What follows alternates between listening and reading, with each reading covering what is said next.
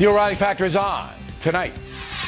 I don't think I'm stupid enough to go around saying this is going to be like shopping on Amazon or Travelocity a week before the website opens if I thought that it wasn't going to work. The folks may be turning against President Obama. A new poll is devastating. Is the administration unraveling? We'll give you the facts tonight. Videos of the knockout game are popping up all over the internet. Innocent victims punched in the face for no reason. Deaths have been recorded in New York and New Jersey. The latest trend among violent young black males attacking random people and putting the assaults on the net. Why is this story not being reported more widely? Bernie Goldberg on that. He's in my house breaking on my because I asked him to leave. He has his freaking gun breaking all of my stuff right now. And once again, George Zimmerman jailed in Florida. Is it legal? We'll explore this very troubling story. Caution, you are about to enter the no spin zone. The Factor begins right now.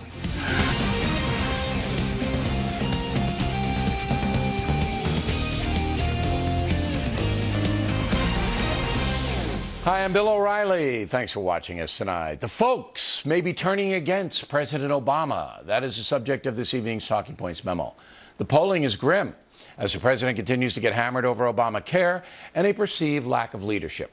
A new Washington Post ABC News poll where more Democrats participated than Republicans says the following. 55% now disapprove of the way President Obama is handling his job. 52% have an unfavorable overall impression of Barack Obama. 57% now oppose Obamacare. And a whopping 65% oppose requiring Americans to have mandatory health insurance or pay a fine. Finally, 71% of American adults want to delay the Affordable Health Care law. 71%.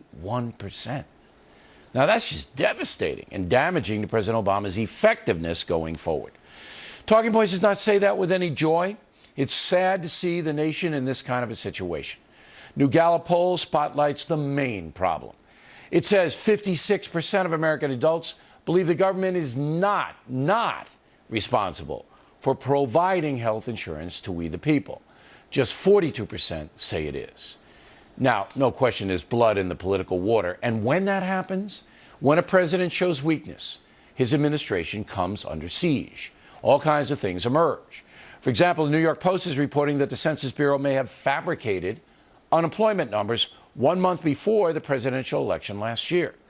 In October 2012, the unemployment number dropped from 8.1% to 7.8%. Some economists found that very hard to believe. Immediately after the election, the unemployment rate went back up to 7.9%. If it's proved that unemployment numbers were manipulated, there will be hell to pay. Already the House Oversight Committee has announced it will investigate, but tonight there are reports debunking the story, and we'll have more on it tomorrow.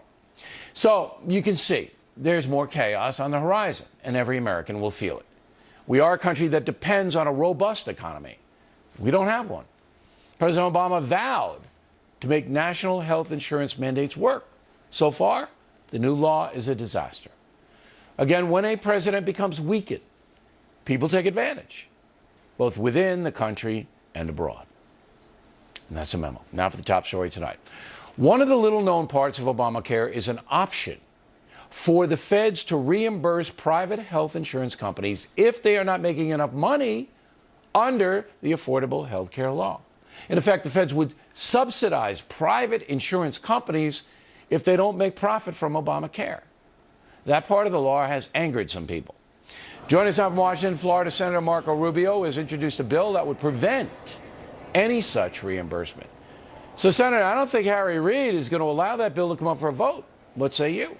Well, he may not initially, but I think ultimately he'll have to. I mean, the idea that the federal government should be bailing out insurance companies in order to make Obamacare work, that's not something a lot of people are aware of, and I haven't taken a poll on it, but I guarantee you it would be hugely unpopular. The notion that we have to take taxpayer dollars to bail out insurance companies in order to make Obamacare work, that alone is testament to why this entire law needs to be repealed. The sooner the better. But I agree with you. It'll take some time because Senator Reid and many Democrats have been stubborn about this and continue to be stubborn about the reality. They're going to protect the president's flank no matter what. So you're going to have to basically take your cause to the people, which you're doing tonight here on The Factor.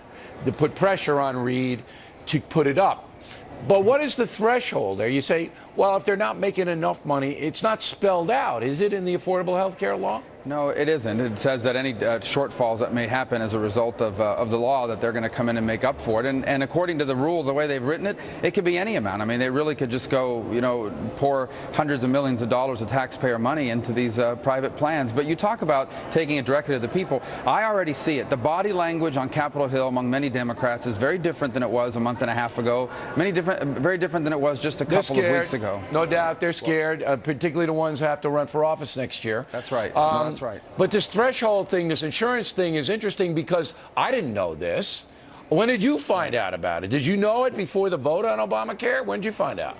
Well, I wasn't here when they voted on Obamacare, but I can tell you we've been studying it over the last few months because we've heard a lot of outside groups been mentioning it, looking at exactly what it meant because we wanted to be responsible. It is exactly what I've just said. And after last Friday, it's the likelihood that they're going to have to come in and bail out companies has increased exponentially. Sure. Because a lot of those companies were counting on the people that lost their insurance to be part of their exchanges. So they're either going to have to charge higher premiums, which goes against the very thing that the law was sold on, or they're going to have to be bailed out by the taxpayers. But even if they charge higher premiums, which most of them will, I mean, the initial data says that people holding private insurance, and now, as we reported last night here on Fox News, even in plans paid for partially by their employers, everything's going up because they're not getting the groundswell of people coming in because people can't come in because the machines don't work.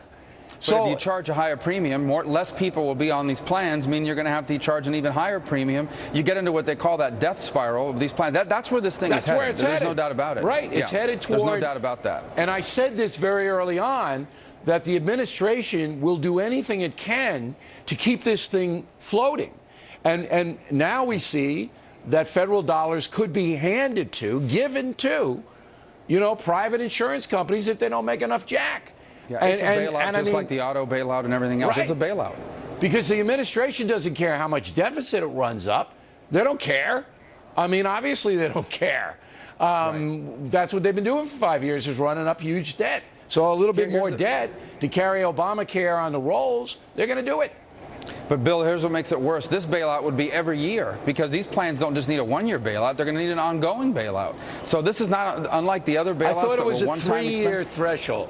Every year for those 3 years over a period of time that's going to be rolling. I mean, this thing's not going to go away. The bailouts happen one time. They weren't good, but this one actually is over a period of years. So, again, this law cannot be saved. It will have to be repealed. And the question is, how long will it take for Democrats to realize that and cooperate in that endeavor? So far, I think at the upper echelons of the Democratic Party, they're still being very stubborn about it. But my prediction is check back in 8 weeks. Now, you have already introduced this bill. Have you talked to Reid? Have you given him a call and said, hey, we need a caucus on this. We need to get this up and running. Have you? Yeah, I haven't. We haven't reached out to him, but I have talked to some other Senate colleagues who are shocked, particularly in the Democratic Party, that are shocked that this provision is in there. They're going to start hearing more about it, and I have a feeling I'm going to be getting more phone calls than I'm going to have to be making over the next few days as more people become aware that this is just one more aspect of this law that no one knew about. No, absolutely, you're right. All right, Senator, please keep us posted. We appreciate your time this evening.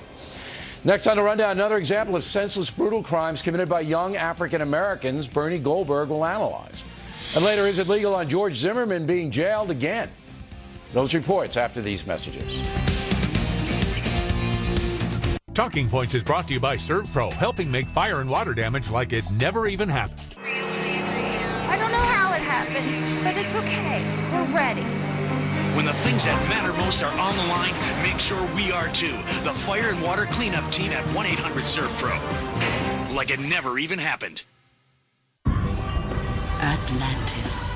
This winter, enjoy rates from $249 per night, plus up to a $300 resort credit and a $250 in